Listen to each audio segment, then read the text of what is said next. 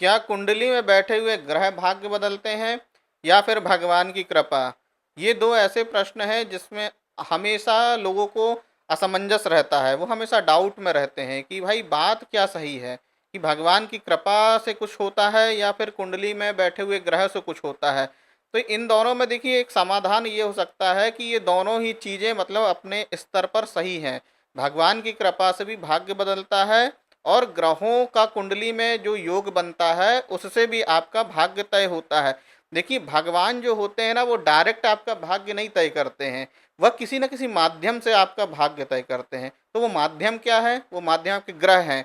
जब कोई भी बच्चे संसार में आता है तो उसमें आकाश में ब्रह्मांड में जो आकाशीय पिंड होते हैं वह सारे पिंड उसके कर्म को, उसके भाग्य के, उसके जीवन को तय करते हैं।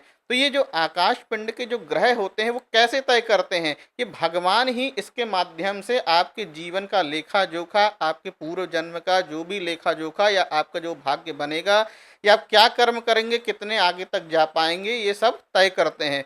क्योंकि भगवान जो है ऐसा डायरेक्ट नहीं है कि डायरेक्ट आपके पास आएगा और डायरेक्ट बोलेगा कि ऐसा है वैसा है। वो किसी न किसी माध्यम से चूज करेगा। तो भगवान और आपके भाग्य के बीच में क्या उपस्थित होते हैं? ग्रह उपस्थित होते हैं और उस माध्यम से भगवान ही तय करते हैं। और देखिए इसलिए तो पूजा पाठ और भगवान की उपासना का महत्व है। जब हम ज्योतिष शास्त्र में उपासना का, ये भगवान की पूजा पाठ का या किसी हवन या यज्ञ या जाप करवाते हैं तो क्या करवाते हैं? उसमें हम भगवान से प्रार्थना ही तो करते हैं कि ये ग्रह जो अशुभ हैं, हमें शुभ फल नहीं दे रहे हैं, जो जीवन में समस्या आ रही है तो उससे हमें निजात कैसे मिले। तो हम भगवान से प्रार्थना करते हैं तो भगवान हमारी प्रार्थना स्वीकार करके हमें इन जो बुरे प्रभाव हैं ग्रह के जो हमारे ऊपर पड़ रहे हैं उससे निजात दिलाते हैं।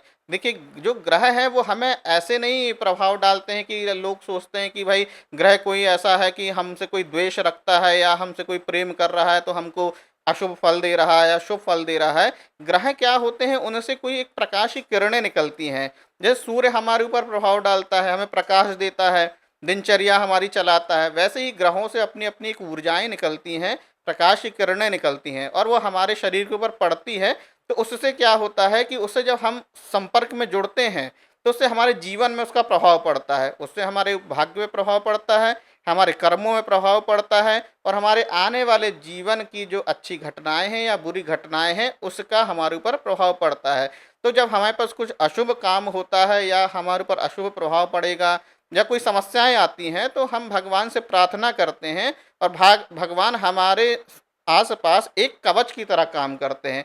कहते हैं ना जैसे कि आपके पास कुछ मतलब बुरी चीज आ रही है और आपने यदि कवच धारण किया है, कोई आपके पास सुरक्षा मंडल है, तो वो चीज आपका कुछ बिगाड़ नहीं पाएगी। तो उसी प्रकार ये प्रार्थना, ये भगवान की कृपा आपके लिए कवच का काम करती है। यदि कोई बुरा ग्रह आपके ऊपर बुरा प्रभाव डाल रहा है तो वह कवच जो है आपको उससे सुरक्षा प्रदान करेगा।